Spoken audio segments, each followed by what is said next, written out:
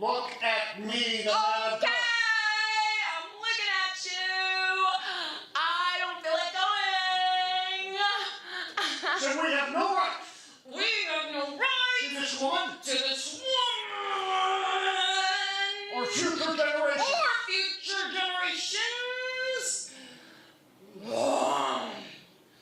Boy, if you don't get...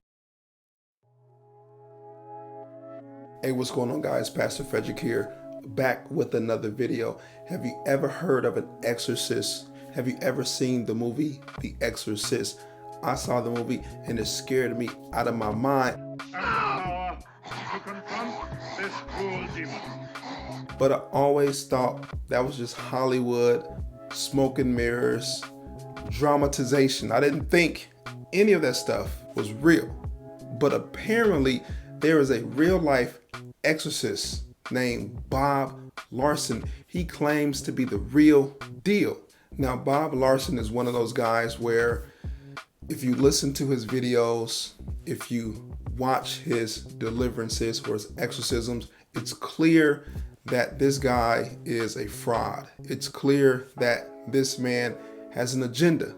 And his agenda is to appear bigger than what he is.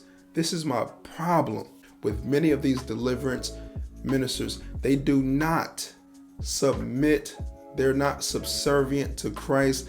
They don't defer to Christ in any of these deliverances. They heap unto themselves all of the authority, all of the glory, and they convince people that they are the solution to their deliverance. I want to speak to the Palestinian part.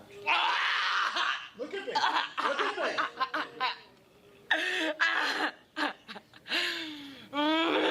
Let me introduce myself. Look at me, spirit. Get your head down and look at me. Give me my Bible, please. Get your head down and look at me. When as a pastor, we should be pointing people to Jesus. He is the solution to the deliverance. We as pastors, as ministers of the gospel, we facilitate and we help them reach Christ. And if it's Christ's will, he will deliver them, but it's not up to us. It is not up to us. And this is my primary problem with Bob Larson. And there's something I want to expose about deliverance ministers. It's a little secret trick that you're not really aware of. It's like magic. If you don't know how magic works, you're gonna be impressed by the sleight of hand. You're gonna be impressed by the smoke and mirrors. You're gonna be impressed by all of the antics. They're gonna throw you off with the antics, but you're gonna miss the trick. You're gonna miss what's going on behind the curtain.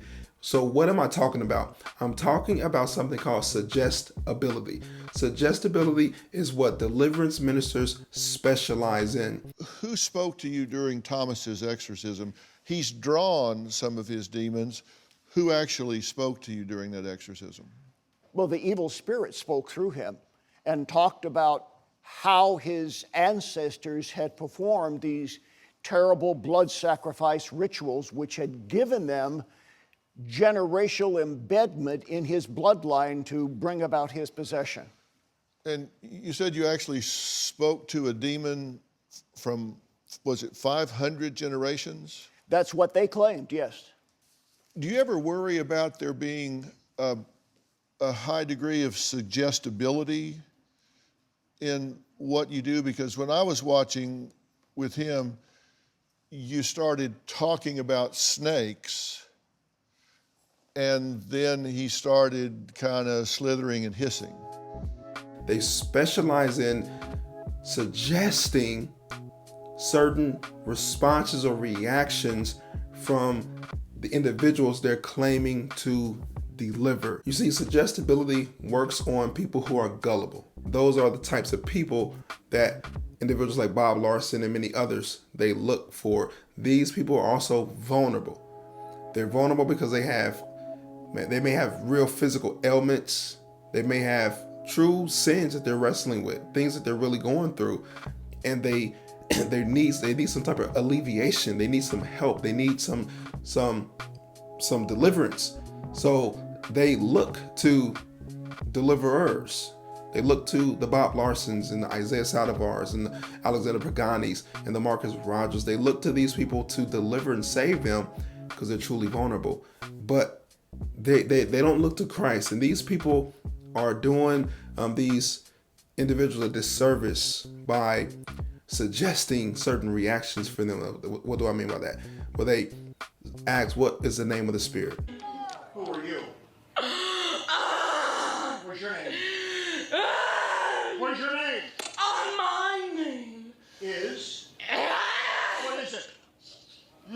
My name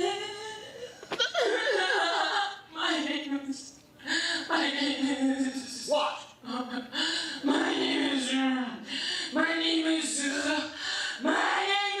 Shiva. So how did Shiva get there? What did she do? Yoga? Meditation? How'd you get there? That's quite a feat to get into somebody of Middle Eastern descent. What is the name of the spirit? So when you tell them the name of the spirit, they then formulate words to say to that person to get a reaction out of them. And once they get that reaction, they come back with another phrase or another catchphrase or another word to just get this ball rolling, so to speak, in terms of getting this person to quote unquote be delivered, when in actuality they're just molding this person to do what they want them to do based on what this person is, what they're communicating to the deliverance minister, and what the deliverance minister communicates back to the subject. They create this illusion of deliverance.